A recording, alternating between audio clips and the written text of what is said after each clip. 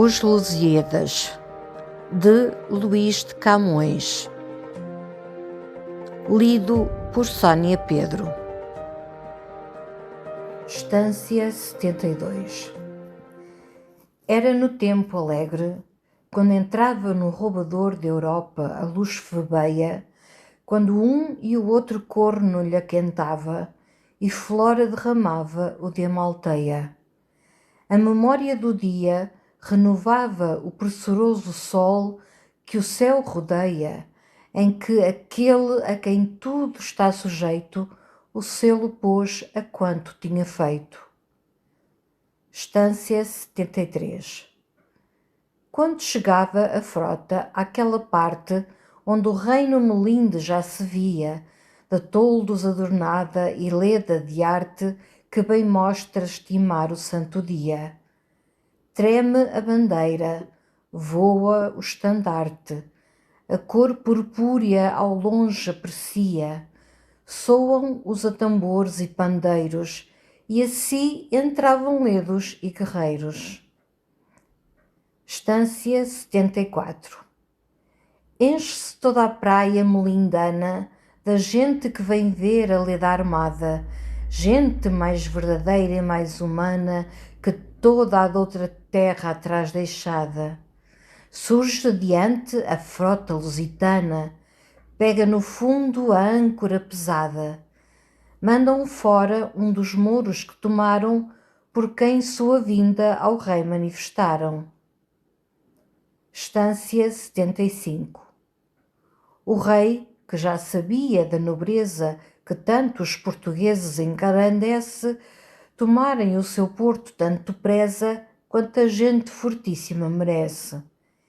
E com verdadeiro ânimo e pureza que os peitos generosos enobrece, lhe manda rogar muito que saíssem para que de seus reinos se servissem.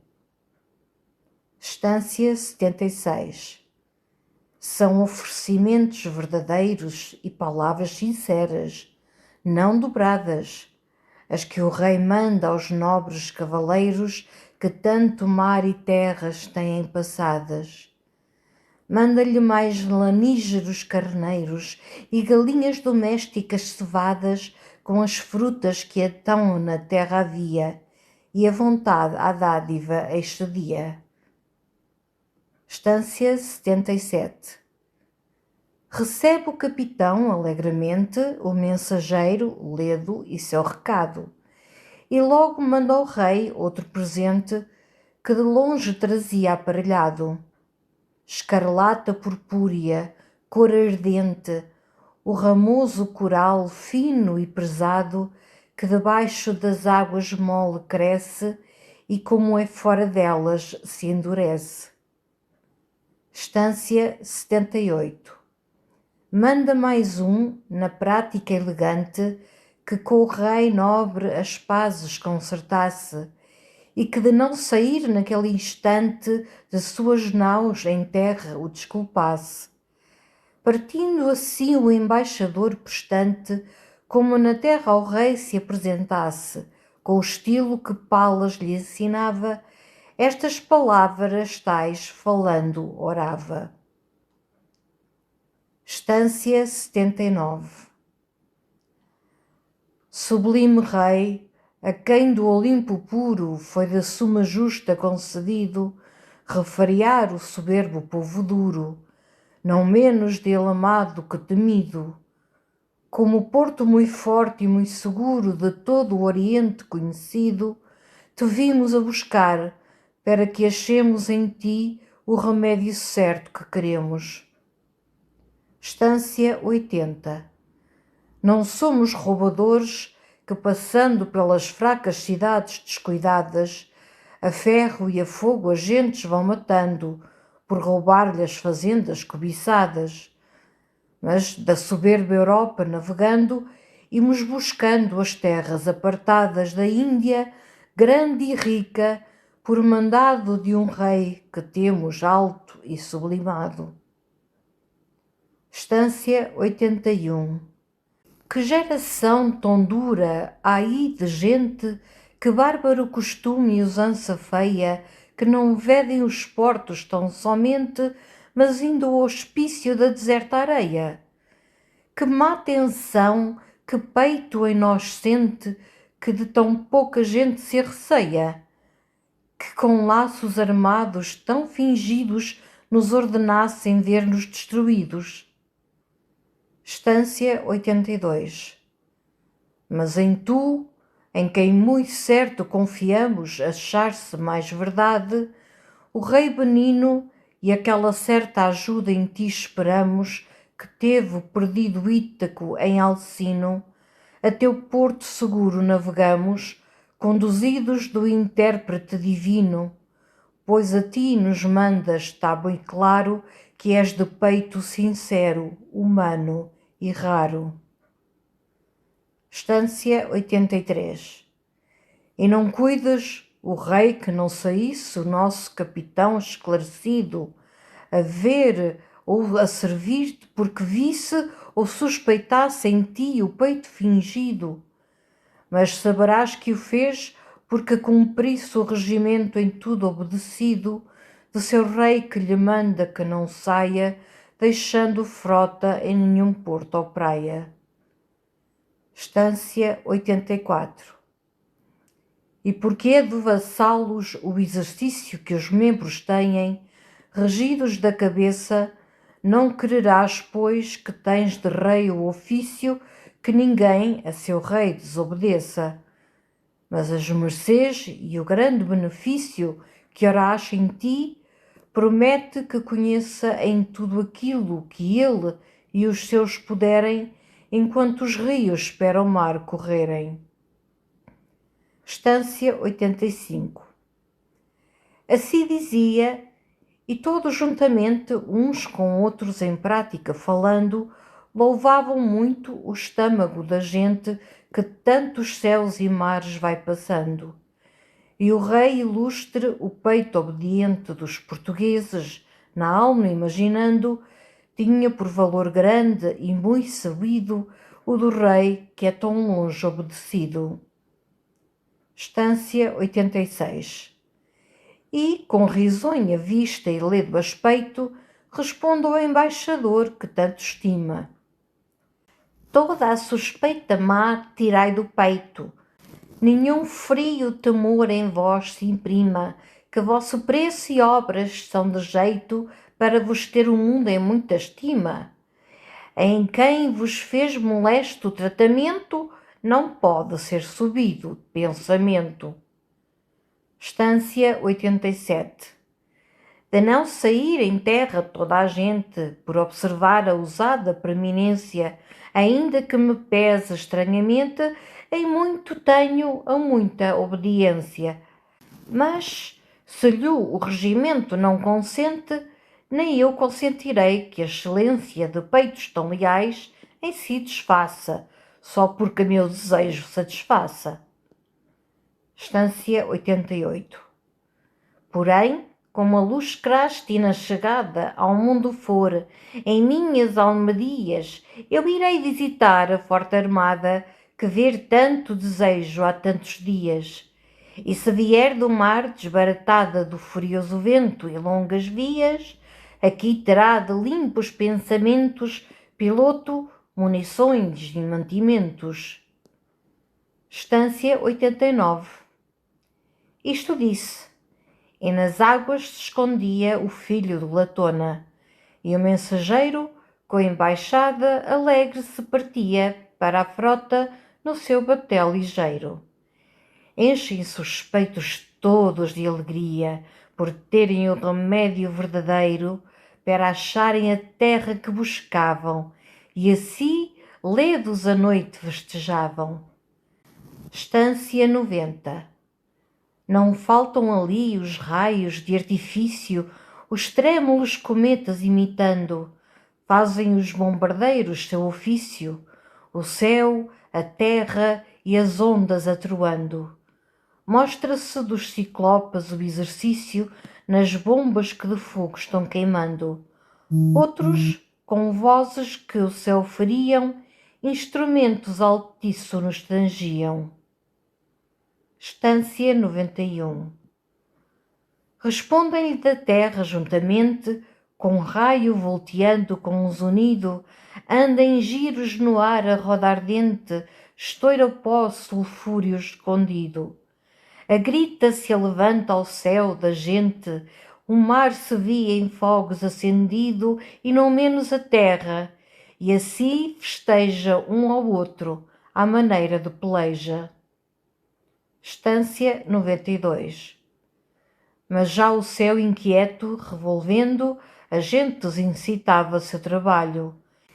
E já a mãe de Menon, a luz trazendo, ao sono longo punha certo atalho.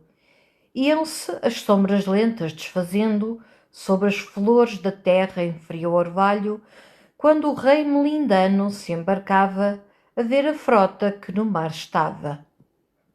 Estância 93.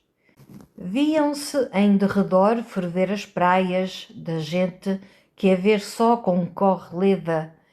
Luzem da fina púrpura as cabaias, lustram os panos de tecida seda. Em lugar das guerreiras as agaias e do arco que os cornos arremeda, da lua trazem ramos de palmeira, dos que vencem coroa verdadeira. Estância 94. Um batel grande e largo, que toldado vinha de sedas de diversas cores, traz o rei de Melinde, acompanhado de nobres de seu reino e de senhores. Vem de ricos vestidos adornado, segundo seus costumes e primores. Numa cabeça uma fota guarnecido de ouro e de seda e de algodão de cia. Estância 95. Cabaia de damasco, rico e dino, da tíria cor entre eles estimada, um colar ao pescoço de ouro fino, onde a matéria da obra é superada, com um resplendor reluze adamantino. Na cinta, a rica adaga, bem lavrada, nas alparcas dos pés, em fim de tudo, cobrem ouro e aljofar ao veludo. Estância 96.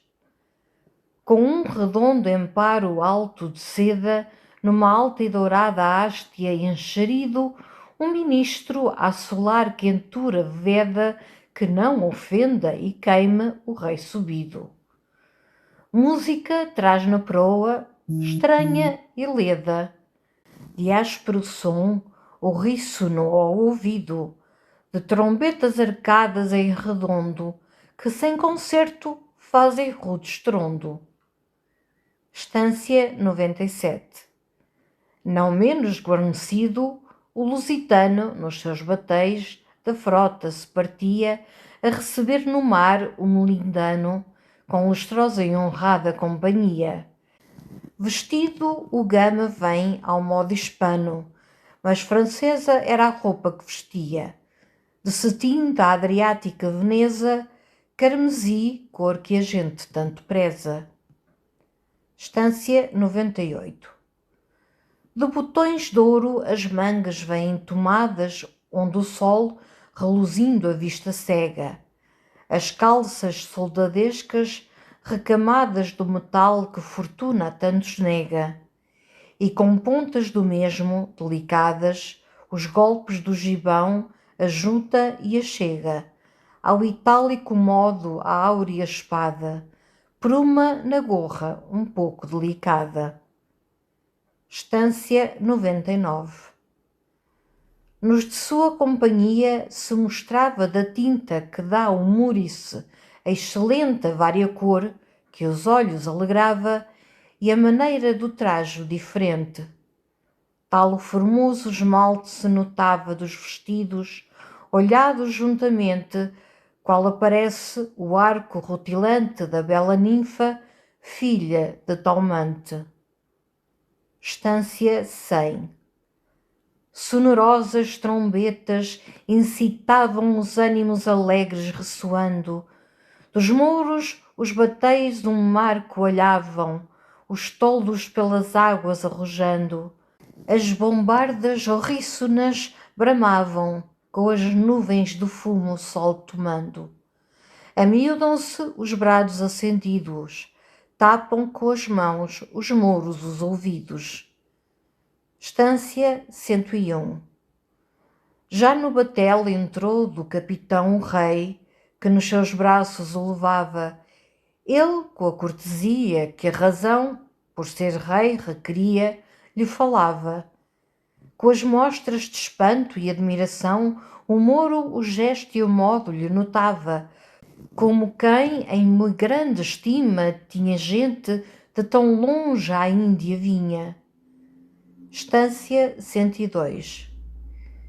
E com grandes palavras lhe oferece tudo o que de seus reinos lhe cumprisse, e que, se mantimento lhe falece, como se próprio fosse, lhe pedisse. Diz-lhe mais que por fama bem conhece a gente lusitana, sem que a visse, que já ouviu dizer que noutra terra com gente de sua lei tivesse guerra. Estância 103. E como por toda a África se soa, lhe diz os grandes feitos que fizeram quando nela ganharam a coroa do reino onde as Hespéridas viveram. E com muitas palavras apregoa o menos que os de Luso mereceram e o mais que pela fama o rei sabia. Mas, desta sorte, o Gama respondia. Estância 104. Ó tu, que só tiveste piedade, rei benigno da gente lusitana, que com tanta miséria e adversidade dos mares experimenta a fúria insana. Aquela alta e divina eternidade que o céu revolve e rege a gente humana, pois que de ti tais obras recebemos, te pague o que nós outros não podemos. Estância 105. Tu só, de todos quantos queima Apolo, nos recebes em paz do mar profundo. Em ti dos ventos hórridos de Iolo refúgio achamos, bom, fido e jucundo. Enquanto apacentar o largo polo, as estrelas e o sol der lume ao mundo, onde quer que eu viver com fama e glória, viverão teus louvores em memória. Estância 106. Isto dizendo, os barcos vão remando para a frota que o mouro ver deseja. Vão as naus uma e uma rodeando, porque de todas tudo note e veja. Mas para o céu, vulcano fuzilando, a frota com as bombardas o festeja. E as trombetas canoras lhe tangiam, cos anafis os mouros respondiam. Estância 107. Mas, depois de ser tudo já notado, do generoso mouro, que pasmava ouvindo o instrumento inusitado, que tamanho terror em si mostrava, mandava estar quieto e ancorado na água o batel ligeiro que os levava, por falar devagar com forte gama nas coisas de que tem notícia e fama. Estância 108. Em práticas, o mouro diferentes se deleitava, perguntando agora pelas guerras famosas e excelentes com o povo a vidas que a Bafoma adora. Agora lhe pergunta pelas gentes de toda a Hespéria última onde mora, agora pelos povos seus vizinhos, agora pelos úmidos caminhos. Estância 109. Mas antes, valeroso capitão, nos conta, lhe dizia, diligente, da terra tua, o clima e região do mundo onde morais, distintamente, e assim de vossa antiga geração, e o princípio do reino tão potente, com os sucessos das guerras do começo, que, sem sabê-las, sei que são de preço. Estância 110. E assim também nos conta dos rodeios longos em que te traz o mar irado, vendo os costumes bárbaros alheios que a nossa África ruda tem criado. Conta que agora vêm com os áureos freios os cavalos que o carro marchetado do novo sol da fria aurora trazem. O vento dorme, o mar e as ondas jazem. Estância 111.